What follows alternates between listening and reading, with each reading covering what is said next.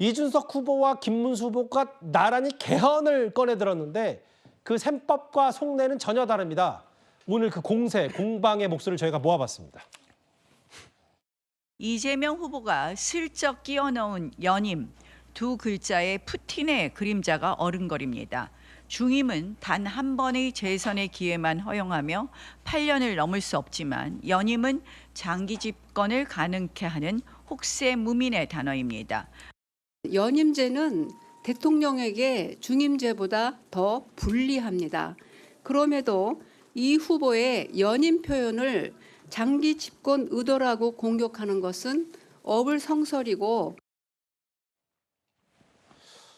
글쎄요, 뭐 나경원, 강금실 두 사람이 이제 장외에서 맞붙었는데 이현정 의원. 네. 모르겠어요. 나경원 의원은 왜 이제 이재명 후보의 뭐 푸틴식 개헌이냐, 4년 연임제, 4년 중임제. 이재명 후보가 지금까지는 좀 달리 개헌 얘기를 했기 때문에 왜 국민의힘에서 이재명 후보를 저렇게 공격하는 거예요? 우선 제가 볼 때는 국민의힘이 이 이슈는 사실은 이제 지난번 한덕수 후보가 이제 3년 임기하면서 제기를 했었고 국민의힘이 사실은 이슈를 주도해왔던 거예요. 개헌. 한동훈 전 대표, 한덕수 전 총리가 다 그럼요. 임기 3년 얘기를 했었죠. 그러니까 이제 당시에 우원식 국회의장이 이재명 후보한테 이야기를 하니까 지금은 내란 종식이 중요하다 해서 사실은 이재명 후보는 이 개헌에 대해서 별로 그렇게 시큰둥하게 반응을 했었습니다. 근데 이 이슈를 지금 이재명 후보가 확 가져가 버렸어요. 이제 그러면 해서 오히려 지금 이 김문수 후보 쪽에서 지금 뒤늦게 이걸 내는 거 아니겠습니까? 김문수 후보는 사실은 개헌에 대해서는 그렇게 적극적인 분이 아닙니다.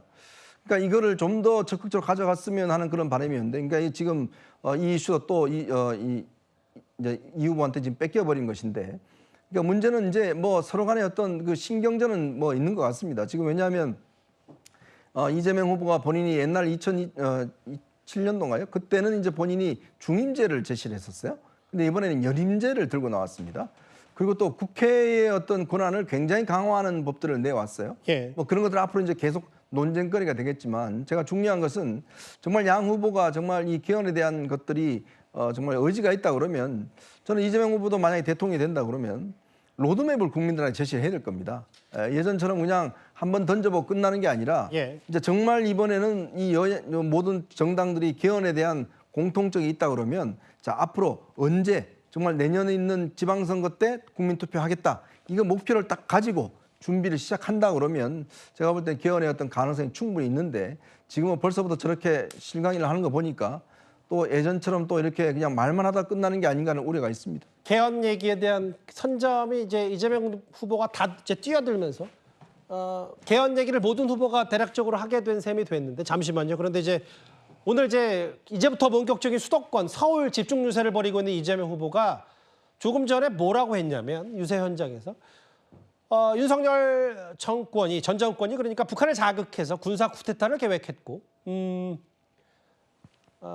우리가 탱크 밀로 올라갈까 봐 북한이 장벽을 쌓았다라고 했습니다. 그리고 계엄을 할 것 같아서 북한이 잘 견딘 거다라는 취지의 얘기를 했는데요. 일단 윤기찬 부위원장님, 북한이 잘 참아서 더 큰 불상사를 막았다라는 취지의 이재명 후보의 말을 어떻게 받아들이시겠어요? 저는 해괴한 논리를 말씀하신 거라고 보는데 왜냐하면 이런 취지였어요. 이재명 후보께서 나는 계엄이 될 것 같았다, 예상했다. 그 이유가 뭐냐면 북한이 사실은 저는 그 장벽을 세우고 그렇게 했다는 그래서 통상 저희가 생각할 때는 북한이 장벽을 세우게 되면 북에 있는 분들이 내려가지 못하도록 오히려 내부단 성용이다 이렇게 해석을 하는 경우가 많은데 남한에서 이걸 또 도발할까 봐 저 장벽을 세운 거 아니냐라는 취지로 저희 예상과 다른 해석을 하시면서 그렇기 때문에 아마 도발을 저희가 자극하고 그 도발을 빌면서 계엄을 할 것으로 예상을 했다라는 취지예요. 그런데 이런 모든 것들을 북이 잘 견뎌줬기 때문에 그런 일이 벌어지지 않았다. 그런데 계엄을 어쨌든 했잖아요. 그렇다면 저런 징조를 보고 본인이 판단한 부분은 내가 잘못 생각했다라고 얘기를 했어야 되는데 저 부분을 마치 일부 노상원 씨인가요? 그 부분에 나타난 여러 가지 아직까지 신빙성을 인정받지 못한 이 수첩을 토대로 해서 계속 같은 말씀을 하시는 겁니다. 예. 그래서 본인도 또 뭐 체포돼가지고 가면서 또 연평도 얘기를 하시고 자, 이 부분에 대해서 이미 검찰도 해당 수첩에 대해서 신빙성이 없다고 판단한 이후임에도 불구하고 예. 선거 국면에 또 저런 말씀을 하시는 부분이 현재 앞서 나가시는 후보의 말씀치고는 아직까지 국민께 조금 책임이 덜 전달된 그런 멘트가 아닌가라는 생각을 합니다. 뭐 조금 더 정제되고 확인이 필요하지 않냐는 비판하셨는데 저 얘기도 반론하셔도 되고요. 그 강선표 위원장님. 근데 이제 뭐 개헌 얘기 이건 이제 아까 지나갔으니까 다음 화면을 좀 부탁드릴게요. 방탄유리. 그 아까 저희 이재명 후보가 오늘 용산역 집중 유세 때 눈치 빠르신 분들은 보셨겠지만 이재명 후보가 이제 이렇게 최초로 방탄 유리막을 치고 이제 유세를 오늘부터 시작을 했어요. 그러면서 저 방탄 유리막 안에서 이재명 후보 아까 윤 전 대통령 관련 북한을 자극해서 이제 쿠데타 얘기를 했는데 강성필 부위원장 생각은 어떠십니까?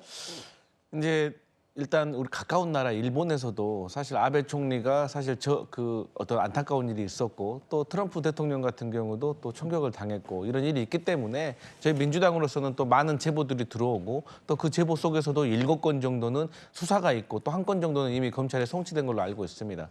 그렇기 때문에 저희 민주당으로서는 후보 신변 때문에 충분히 할 수 있는 조치다라고 말씀드리고 싶고요. 그다음에 이제 북한과 관련해 가지고 계엄의 어떤 이유가 됐다, 사유가 됐다라는 주장에 대해서는 과거에도 사실 이제 오물풍선이 날아오면 이것을 원점 타격을 해가지고 북한을 조금 도발해가지고 만약에 국지전이 벌어진다고 하면 충분히 비상계엄을 내릴 수 있는 요건을 충족시킬 수가 있다라는 의심들은 있어 왔습니다. 그래서 당시에도 이 김용현 전 국방부 장관이 여기에 대해서 강력하게 지시를 하니까 김명수 합참의장하고 이승우 작전과장이 반대를 해서 이런 원점 타격이 무산됐다는 보도도 제가 본 기억이 있거든요. 그렇기 때문에 아직 객관적으로 증명되진 않았지만 저는 새로운 대통령과 새로운 정부가 들어서면 이 내란 특검이 발동될 것이고 그 내란 특검 과정 속에서 이것도 밝혀질 것이다. 저는 그렇게 생각합니다. 그 이준석 후보가 토론 제일 잘했다고 엄지손가락 치켜센 김문수 후보와 이준석 후보는 지금 단일화부터 먼저 얘기할 게 아니라 보수의 파이를 키우고 국민의힘도 이재명 후보를 집중 공격해서 뭔가 그 지지율을 끌어내려야 된다는 취지에 단일화 우선순위가 잘못됐다는 얘기까지 하나하나 만나봤습니다.